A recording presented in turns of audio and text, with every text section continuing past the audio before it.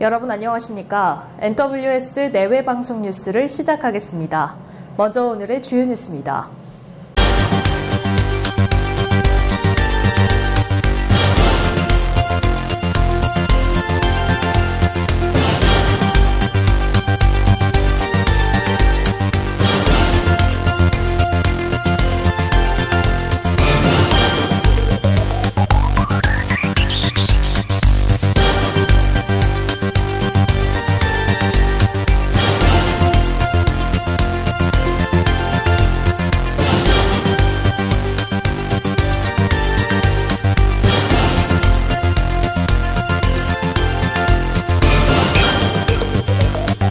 바른미래당 손학규 대표는 2차 북미 정상회담과 관련해 비핵화라는 공동 목표에 도달하기 위한 구체적이고 실질적인 로드맵, 이정표가 나와야 한다고 말했습니다. 손 대표는 국회에서 열린 최고위원회의에서 북미 정상은 국내 정치용으로 북핵 문제를 임시로 봉합하려 해서는 안 된다며 이같이 밝혔습니다. 이어 비핵화 진전이 있어야만 한반도 평화도, 남북관계 개선도, 북한 경제 발전도 가능하다며 북미 정상회담의 비핵화 목표를 망각하거나 훼손해서는 안 된다고 강조했습니다. 손 대표는 또 우리 정부도 조급증을 버리고 차분히 대응하되 다른 한편으로는 남북교류와 경제협력의 길을 꾸준하고 차분하게 추구해야 한다고 덧붙였습니다. 문재인 대통령의 부인 김정숙 여사는 어제 독립유공자 후손들을 청와대로 초청해 다가회를 가졌습니다. 청와대 관계자는 3.1운동과 임시정부 수립 100주년을 맞아 독립유공자의 공헌과 희생을 돌아보고 미래의 100년을 잘 준비하자고 다짐하는 자리라고 설명했습니다. 어제 다가회에는 나석조 의사의 후손 등 독립유공자 후손 6명이 참석했습니다. 국민 10명 중 6명 이상은 올해 임시정부 100주년을 맞아 4월 11일을 임시공휴일로 지정하는 방안에 찬성한다는 여론조사 결과가 나왔습니다. 여론조사기관 리얼미터가 지난 22일 전국 성인 남녀 501명을 조사한 결과 임시공휴일 지정에 대한 찬성이 62.2%, 반대는 27.8%로 집계됐습니다. 지역, 나이, 직업이 무관하게 대부분 계층에서 찬성이 우세했지만 자유한국당 지지층에선 반대가 53.8%, 찬성이 29.9%로 반대 의견이 절반을 넘겼습니다. 앞서 청와대는 임시정부 수립일인 4월 11일을 임시공휴일로 지정하는 방안을 검토하고 있고 여론 수렴을 거쳐 최종 확정하겠다고 밝혔습니다. 도널드 트럼프 미국 대통령이 김정은 북한 국무위원장과의 제2차 북미 정상회담을 위해 현지 시간으로 25일 아침 일찍 베트남 하노이로 떠났습니다. 트럼프 대통령은 24일 자신의 트위터를 통해 2차 정상회담에서는 싱가포르에서 열린 1차 정상회담에서 이룬 진전이 계속 이어지기를 기대한다면서 비핵화 진전에 대해서도 언급했습니다. 트럼프 대통령은 이어 김 위원장은 북한이 핵무기가 없다면 신속하게 세계에서 위대한 경제대국이 될 수 있다는 사실을 누구보다 잘 알고 있다면서 북한의 지리적 위치와 국민, 그리고 김 위원장으로 인해 북한은 어느 나라보다 빠르게 성장할 수 있는 잠재력을 보유하고 있다고 강조했습니다. 도널드 트럼프 미국 대통령은 미국이 대규모 중국산 수입품에 대해 부과하는 관세를 인상하는 시한을 연장할 계획이라고 밝혔습니다. 트럼프 대통령은 24일 트위터에서 미국이 중국과 중요한 구조적 이슈들과 관련한 무역 협상에서 상당한 진전을 이뤘음을 알리게 돼 기쁘다면서 이에 따라 다음 달 1일로 예정됐던 미국의 관세 인상을 연기하겠다고 말했습니다. 이어 양쪽의 추가적인 진전을 가정해서 시 플로리다주에 있는 개인 별장인 마러라고 리조트에서 시진핑 중국 국가주석과의 정상회담을 계획할 방침이라고 전했습니다. 다음 달 1일부터 사립유치원의 국가관리 회계 시스템인 에듀파인의 사용이 의무화됩니다. 교육부는 이 같은 내용을 담은 사학기간 재무회계 규칙 일부 개정안을 공포하고 다음 달 1일부터 시행한다고 밝혔습니다. 교육부는 우선 원화 200명 이상인 대형 유치원 581곳을 대상으로 에듀파인을 도입하고 내년 3월 1월부터는 모든 사립유치원으로 확대할 예정입니다. 에듀파인을 도입하지 않은 유치원에서는 시정명령이 내려지며 시정명령을 이행하지 않을 경우 정원 합급 감축과 유아 모집 정지 등 행정처분을 받고 1년 이하의 징역이나 1,000만 원 이하의 벌금을 물게 됩니다.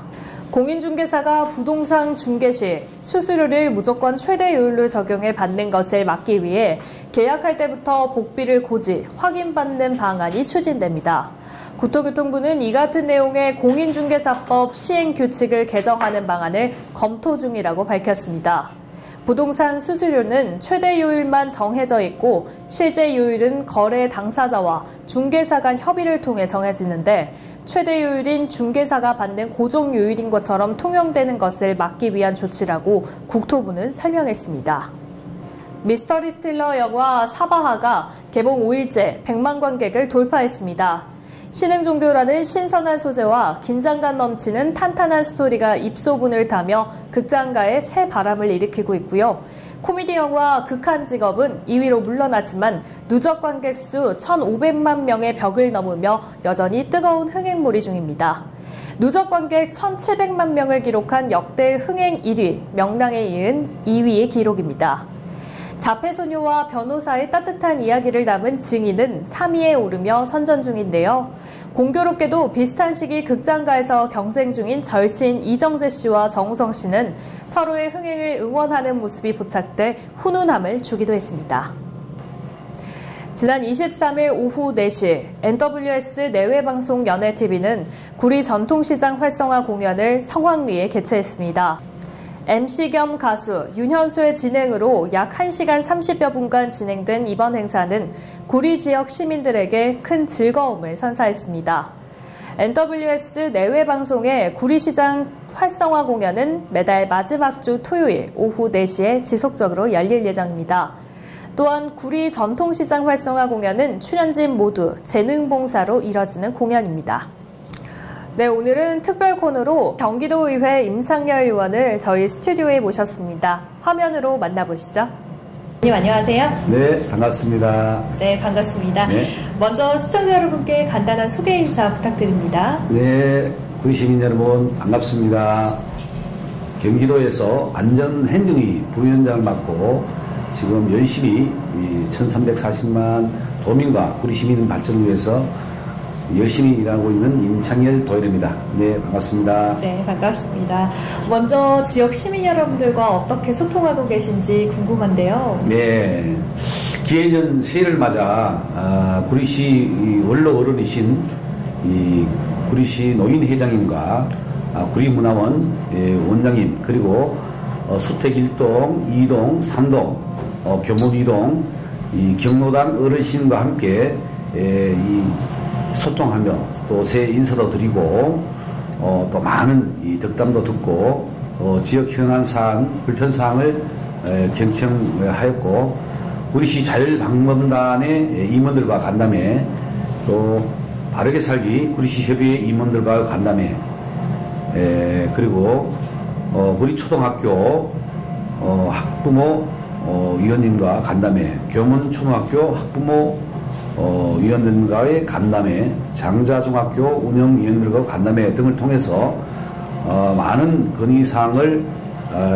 듣고 또 그 문제 해결을 위해서 열심히 지금 일하고 있다는 말씀드리고요. 특히 이 학교 밖 청소년들을 지난 9년 동안 열심히 이끌어오신 2학년 이 대표와 만나서 함께 청소년 대책에 대해서 논의한 바 있으며 바쁜 와중에도 구리시 배드민턴 협회 각 클럽 회장 취임식과 구리시 축구협회 각 클럽 시무식을 다니면서 시민들로 더 많은 고견을 듣고 접하고 있습니다. 네. 네, 시민 여러분들을 직접 찾아뵙고 또 간담회를 여시는 등 해서 본격적으로 뭔가 문제에 대해서 많이 파악을 하고 계시는 것 같은데요.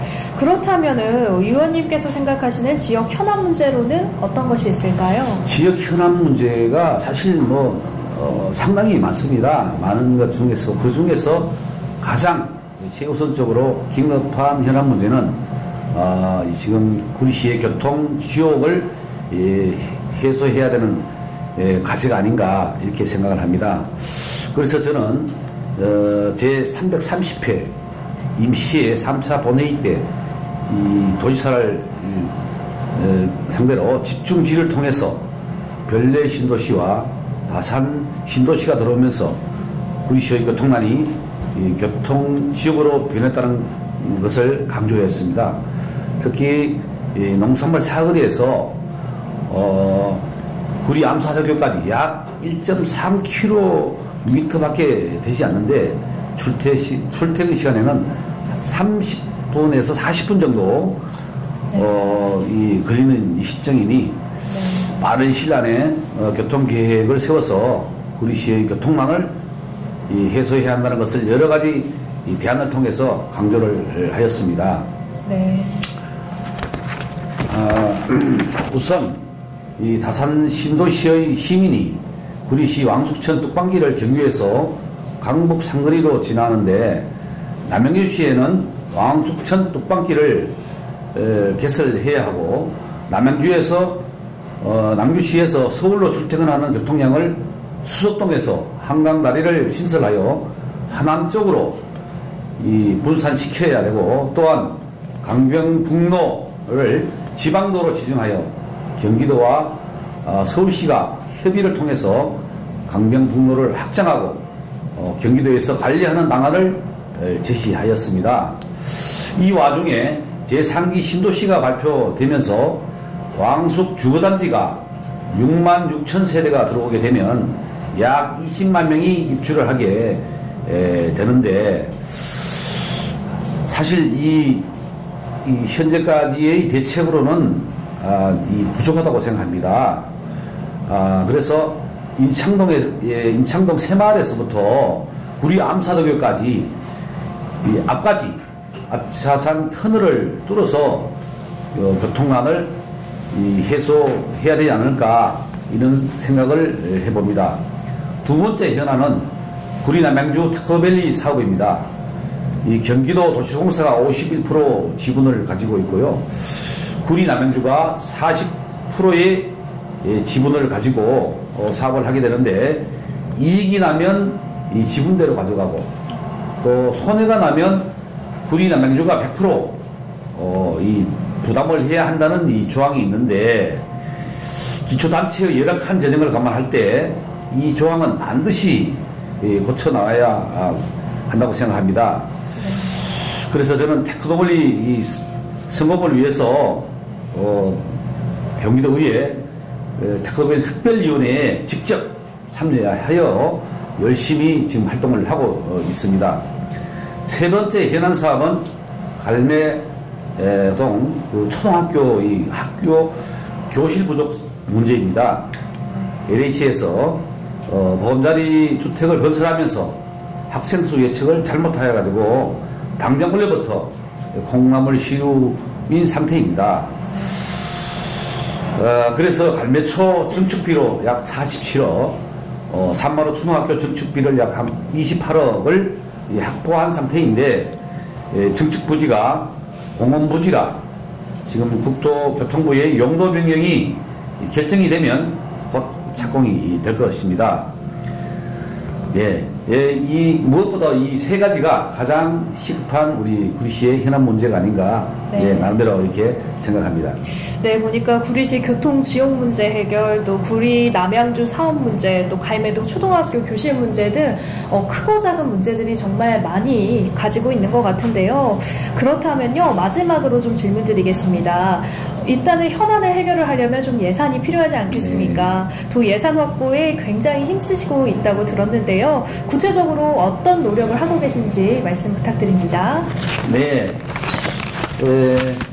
실제로 구리시 재정 자립도는 38%입니다. 경기도 31개 시군 평균이 48.5%에 비해 매우 열악한 상태입니다. 네. 그래서 2018년도 하반기 특별교육으로 갈매동 제설 전진기지 설치비 약 3억 원을 제가 나왔으며 인창도서관 내진 보강비로 약 5억, 치매 안심센터 설치비로 1억 5천, 전통시장 고객 쉼터 건립비로 1억, 구리실내 체육관 시설 보수비로 10억, 건배공원 조성비로 약 10억을 나왔습니다.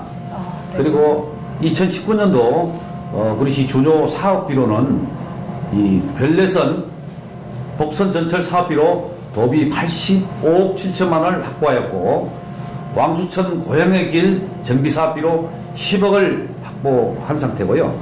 발매동 119 안전센터 건립비로 27억 6천만 원을 확보했습니다. 구리시 관내 초, 중, 고등학교 교육환경 개선 사업비로 36억 원을 확보하였으며, 구리시 부양초등학교 체육관 건립비로 약 22억, 동인초등학교 체육관 건립비로 약 22억, 구리초등학교 체육관 건립비로 약 20억 등 구리시 재정의 열악성을 감안하여 많은 도비 확보를 위해 열심히 발로 뛰었습니다. 이 경기도 1340만 도민의 삶의 질 향상과 더불어 구리시 시민 행복을 위해서 열심히 시민들의 손가발이 되어 네. 열심히 일하겠다는 약속 드리겠습니다. 네, 감사합니다. 네, 대단히 감사합니다. 네, 오늘은 경기도의회 임창열 의원님과 만나서 구리시 현안과 관련된 문제 나눠봤습니다. 구리시의 낮은 재정 자립도 문제가 해결이 하루빨리 되길 바라보겠습니다. 경기도의회 임창열 의원과 이야기 나눠봤습니다. 맑은 하늘을 본 적이 언제인지 기억이 안 나네요. 어제에 이어 오늘도 전국 곳곳의 공기가 탁합니다. 외출 시 미세먼지 마스크를 꼭 착용하시기 바랍니다. 오늘 뉴스 여기서 마치겠습니다. 시청해주신 여러분 고맙습니다.